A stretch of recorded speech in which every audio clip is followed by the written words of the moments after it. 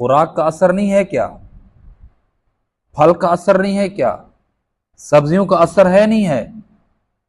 रंग का असर है नहीं है? कपड़े का, उसकी क्वालिटी का असर है या नहीं है? अरे सब्जियों का असर है, फ्रूट का असर है, फ्रूट में फ्रूट का फुला असर है, जहर में असर है, जामे शीरी में असर है, तो क्या इंसानों में असर नहीं होगा? अच्छा या बुरा असर होता है। रंग में असर है, पेंट किया हुआ है जी, ये पेंट आपके लिए मुफीद है, ये पेंट आपके लिए, आपकी सेहत के लिए मुज़िर है, ये चीज आपको देखने में आपकी आंखों के रोशनाई के लिए तेजी का बायस बनेगी, और इन चीजों के पढ़ने और देखने से या इस अंदाज से पढ़ने और बैठने से आपकी निगाह पर बुरा असर पड़ेगा। असर पड़ता है, अच्छे बंदे का असर, बुरे बंदे का असर, अच्छी सोबत का असर, बुरी सोबत का असर।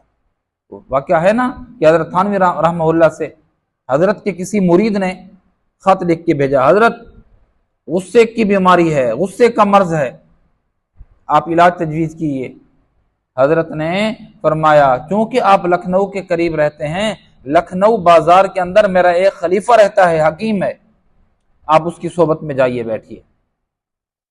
ये बंदा तिलाश करता करता तिलाशता उनकी क्लिनिक तक पहुंचा, उनसे जाकर पूछा कि हजरत मैं कुछ अरसा आपकी क्लिनिक में बैठना चाहता हूं।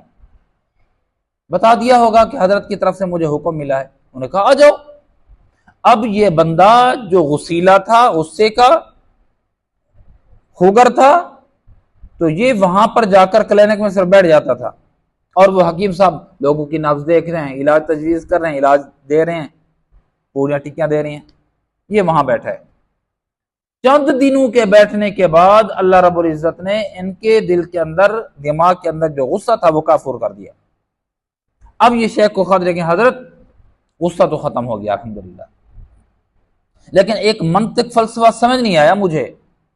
जिनकी खिदमत में आपने मुझे भेजा था, हकीम साहब की खिदमत में, उन्होंने ना मुझे वाज किया, ना नसीहत की, ना मुझे कुछ हिदायत दी, ना मुझे तंबीह की, ना डांटा, ना कुछ खिलाया, ना कुछ पिलाया, कुछ भी नहीं। वो अपने काम में लगे हुए हैं और मैं उनको देख रहा हूं बस, और कुछ भी नहीं है।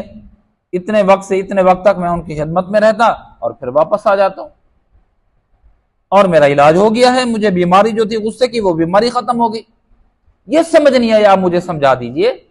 तो हजरत ने खत में लिखा, फरमाया बाबू बेशक हकीम साहब ने कुछ नहीं किया, कुछ खिलाया नहीं, कुछ पिलाया नहीं, कुछ तंबीह नहीं की, कुछ डांट डपट नहीं की, कुछ वाज नसीहत नहीं की, कुछ नहीं किया, लेकिन उस हकीम के अंदर हिल्म का मादा था, हिल्म था, हौसला, टॉलरेंस, बर्दाश्त, ये था। तो जब आप उनकी सोहबत में बैठे, उनके रूम में बैठे, उनकी क्लिनिक में बैठे, उनके कमरे में बैठे, उनकी मजलिस में बैठे, वही हिल्म वाला जो मादा था वही आपके अंदर मुंतकिल हो गया, वो आपके अंदर मुंतकिल हो गया, बस कुछ नहीं। ये क्या समझा कि अल्लाह वालों की सोहबत रायगा जाती है या अल्लाह वालों की सोहबत का असर नहीं होता?